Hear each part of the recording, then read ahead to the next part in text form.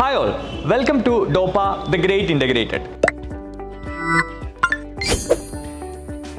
So നമ്മൾ ഈ ഒരു സീരീസിൽ ഡിസ്കസ് ചെയ്തുകൊണ്ടിരുന്നത് ഇൻ്റഗ്രേറ്റഡ് സ്കൂളിൽ പഠിക്കുന്നതിൻ്റെ അഡ്വാൻറ്റേജസും അതുപോലെ തന്നെ അതിൻ്റെ ഡിസഡ്വാൻറ്റേജസും ഒക്കെ ആണ്. സോ ഇന്ന് നമ്മുടെ കൂടെ ഉള്ളത് ടോപ്പയിലെ റിപ്പീറ്റേഴ്സ് ബാച്ചിൽ നിന്നും നല്ലൊരു മാർക്കോടുകൂടി പാസ്സായിട്ട് 2024 ഒരു ഗവൺമെൻറ് മെഡിക്കൽ കോളേജ് എക്സ്പെക്ട് ചെയ്തിരിക്കുന്ന ടോപ്പയുടെ റിപ്പീറ്റേഴ്സ് ബാച്ചിലുള്ള റിഷാനയാണ്. വെൽക്കം റിഷാന.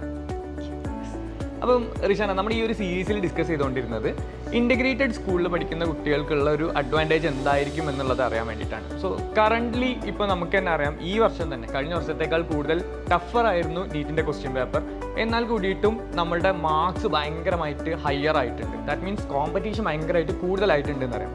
സോ ഒരു ഇൻ്റഗ്രേറ്റഡ് സ്കൂളിൽ പഠിച്ച ഒരു കുട്ടിക്ക് റിപ്പീറ്റ് ചെയ്യേണ്ട ഒരു അവസ്ഥ വരുമ്പോൾ ഉണ്ടാവുന്ന അഡ്വാൻറ്റേജ് എന്തായിരിക്കും, അല്ലെങ്കിൽ ഒരു ഇൻ്റഗ്രേറ്റഡ് സ്കൂളിൽ പഠിച്ച ഒരു കുട്ടിയുടെ അഡ്വാൻറ്റേജ് എന്തായിരിക്കും ഒരു റിപ്പീറ്റേഴ്സിൻ്റെ പെർസ്പെക്റ്റീവിൽ?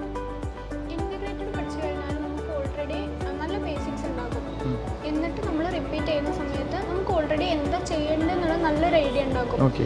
ഇല്ലാതെ വരുന്ന സാധാരണ ഒരു +1 +2 കഴിഞ്ഞ് വരുന്ന ഒരു കുട്ടിക്ക് മൊത്തത്തിൽ എന്തോ നടക്കുന്ന പോലെ കാരണം മറ്റേത് ഓൾറെഡി ഇൻ്റഗ്രേറ്റഡ് പഠിച്ചു കഴിഞ്ഞാൽ അവർക്ക് ഓൾറെഡി നല്ല കൺസെപ്റ്റ് ഉണ്ടാകും.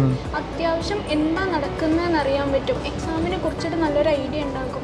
അപ്പോൾ അവർ റിപ്പീറ്റ് ചെയ്യുന്ന സമയത്ത് അവർക്ക് ഓൾറെഡി നല്ലൊരു സ്കോർക്ക് എത്താൻ പറ്റും. പിന്നെ അവർക്ക് അവരുടെ സ്ട്രെസ് മാനേജ് ചെയ്യാൻ പറ്റും. ഓക്കെ, അപ്പോൾ ഒരു ഇൻ്റഗ്രേറ്റഡ് സ്കൂളിൽ പഠിച്ചു കഴിഞ്ഞിട്ടുണ്ടെങ്കിൽ അറ്റ്ലീസ്റ്റ് കുട്ടിക്ക് റിപ്പീറ്ററിന് വരണോ വേണ്ടേ എന്നുള്ള ഒരു ഐഡിയ എങ്കിലും കിട്ടും അല്ലേ?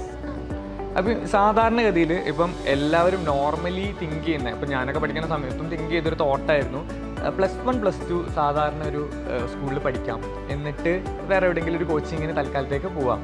അത് കഴിഞ്ഞ് +1 +2 നല്ലോണം ആഘോഷിച്ച് പഠിച്ചതിന് ശേഷം ഒരു കൊല്ലം റിപ്പീറ്റ് ചെയ്തിട്ട് നീറ്റ് ക്രാക്ക് ചെയ്യാം. അതിനെക്കുറിച്ചുള്ളൊരു അഭിപ്രായം എന്താണ്? മെജോറിറ്റി അങ്ങനെയാണ്. അതെ, മെജോറിറ്റി അങ്ങനെ തന്നെയാണ്. ഞാനടക്കം അങ്ങനെ വിചാരിച്ച ഒരാളാണ്. അങ്ങനെ ചെയ്യുന്ന സമയത്ത് നമ്മൾ ജോയിൻ ചെയ്യുമ്പോൾ നമുക്ക് ഓൾറെഡി ആ കുട്ടികളുടെ ഇടയിൽ ഇരിക്കുന്ന സമയത്ത് നല്ല സ്ട്രെസ് ഉണ്ടാവും. കാരണം നമ്മുടെ കൂടെ ഉള്ളവർക്ക് നമ്മളെക്കാൾ നന്നായിട്ട് അറിയാം. അപ്പോൾ അവരുടെ കൂടെ നിൽക്കുമ്പോൾ നമുക്ക് തോന്നും അയ്യോ ഇവർക്ക് എല്ലാവർക്കും അറിയും, നമുക്കൊന്നും അറിയില്ല, അങ്ങനത്തെ ഒരു തോട്ട് വരും. പിന്നെ +1 +2 ഇൻ്റഗ്രേറ്റഡ് ആയി പഠിച്ചാൽ ആ ഇയറിൽ തന്നെ അവർക്ക് എന്ത് ചെയ്യാൻ പറ്റും, നീറ്റിൽ നല്ലൊരു സ്കോർ ഉണ്ടാവും. കാരണം ഓൾറെഡി അവർ അതിനുവേണ്ടി പ്രിപ്പയർ ചെയ്തിട്ടുണ്ടാകും. എന്നിട്ട് നമ്മൾ ചെയ്യുന്ന സമയത്ത് നമുക്ക് എന്ത് ചെയ്യാൻ പറ്റും, ഒരു 650+ ഒക്കെ എന്തായാലും സ്കോർ ചെയ്യാൻ പറ്റും. ഓക്കെ, സോ ഒരു ഇൻ്റഗ്രേറ്റഡ് സ്കൂളിൽ പഠിച്ചു കഴിഞ്ഞിട്ടുണ്ടെങ്കിൽ നമ്മൾ ഒരു കൊല്ലം സാധാരണഗതിയിൽ ഒരു കൊല്ലം റിപ്പീറ്റ് ചെയ്യുമ്പോഴാണ് നമുക്ക് നീറ്റിനെ കുറിച്ചിട്ട് ഒരു ഐഡിയ ഉണ്ടാവുക, എന്താണ് നീറ്റ് പ്രിപ്പറേഷൻ. കാരണം പലർക്കും അറിയില്ല ഇതിൻ്റെ ഒരു പ്രിപ്പറേഷൻ്റെ ഒരു മെത്തഡോളജി സാധാരണ സ്കൂളിൽ നിന്നും എങ്ങനെയാണ് ഡിഫറൻറ്റ് എന്നുള്ളത്. അപ്പോൾ അത് മനസ്സിലാക്കി വരുമ്പോഴത്തേക്കും ഒരു കൊല്ലം കഴിയും. അത് കഴിഞ്ഞ് രണ്ടാമത്തെ കൊല്ലമായിരിക്കും നമ്മൾ നീറ്റിന് വേണ്ടിയിട്ട് പ്രിപ്പയർ ചെയ്യുന്നത്.